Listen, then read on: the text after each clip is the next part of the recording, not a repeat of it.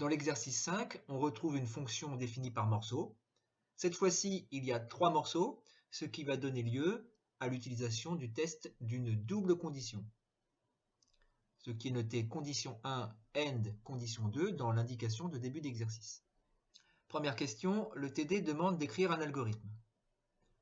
Dans une instruction conditionnelle, on trouve un si alors et éventuellement un sinon.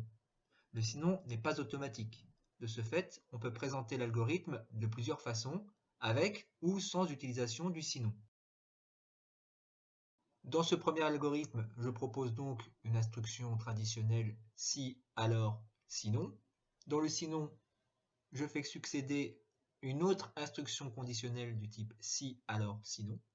Dans le deuxième algorithme, j'utilise une première instruction conditionnelle si, alors. Je passe directement au fin si, je ne mets pas de sinon. Je passe directement à une deuxième condition. Et là, je retrouve donc ma double condition si x supérieur à 0 et x inférieur à 3. Alors, g prend la valeur x carré moins 1. Sinon, c'est-à-dire si x n'est ni inférieur à 0, ni compris entre 0 et 3, la fonction g prend la valeur 11 moins x. Je vais donc traduire le deuxième algorithme par un programme en Python.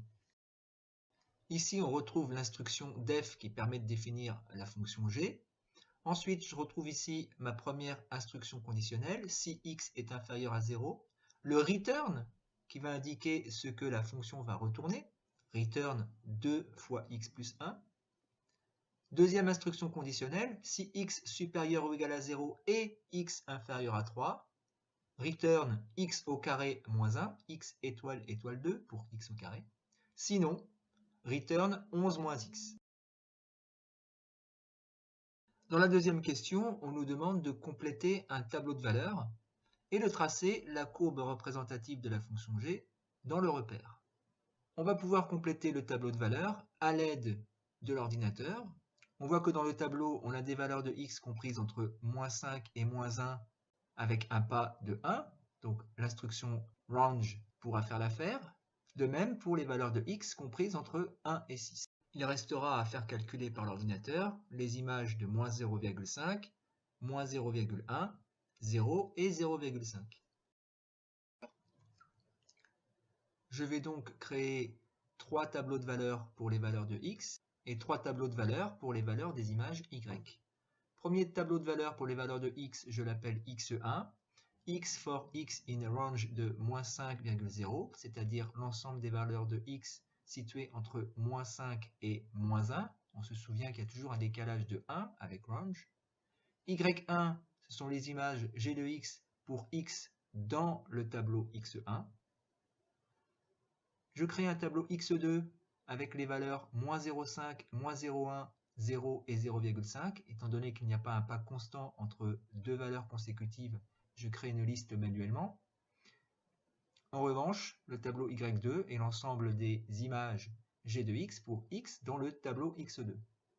Enfin, le tableau x3 est constitué des valeurs de x pour x in range de 1,7, c'est-à-dire pour x compris entre 1 et 6, et y3, les images g de x pour x dans le tableau 3. Je fais afficher les 3 tableaux de valeurs x1, x2, x3. Retour à la ligne. J'ai donc en correspondance les valeurs y1, y2, y3 qui correspondent aux valeurs des images.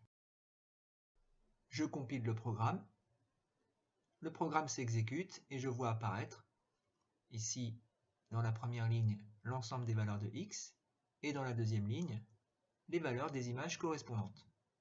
On termine cet exercice en construisant la courbe représentative de cette fonction définie par morceaux à l'aide du logiciel GeoGebra. Dans le champ de saisie sur GeoGebra, on commence à entrer le si. On a alors plusieurs options qui nous sont proposées et on va choisir une instruction du type si, alors, sinon.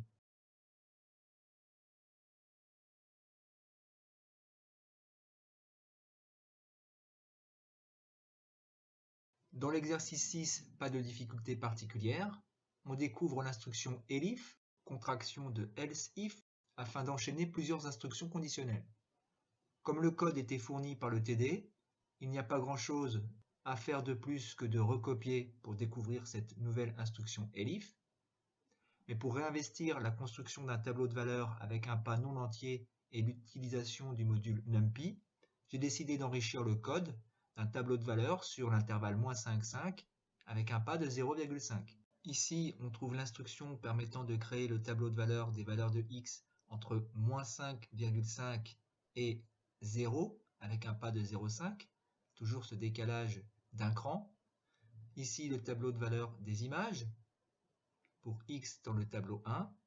Ensuite, je fais un deuxième tableau de valeurs x2 pour les valeurs de x comprises entre 0,5 et 5, toujours le décalage d'un cran. Et ensuite, je fais réaliser l'affichage. Alors j'ai mis un print avec deux guillemets. J'ai donc volontairement réalisé deux tableaux de valeurs pour les valeurs de x pour des raisons d'affichage, pour me permettre d'avoir la première moitié des valeurs de x et leurs images en correspondance. Ensuite, je termine par un espace au niveau de mon affichage, une ligne d'espace, et j'obtiens une deuxième rangée de valeurs de x et les images correspondantes dans la ligne suivante. La construction de la courbe avec GeoGebra s'effectue de la même façon qu'à l'exercice 5.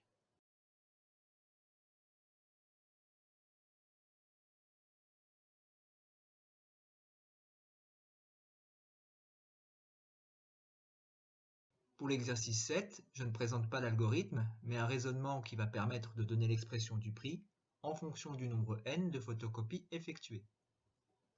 Il y a deux cas de figure à envisager.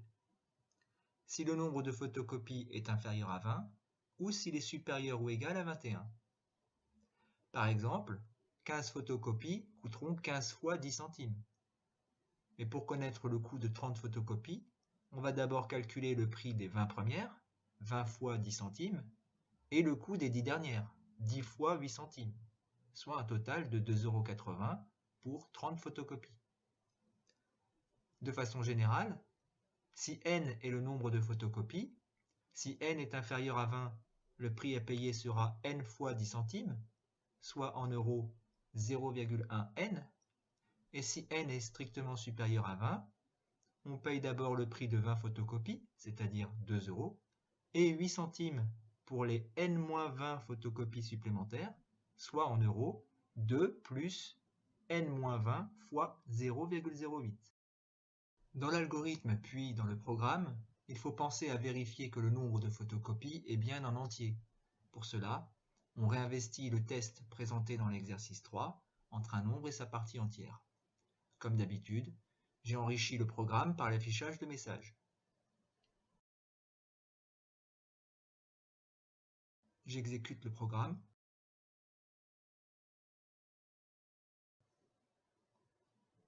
Et voilà.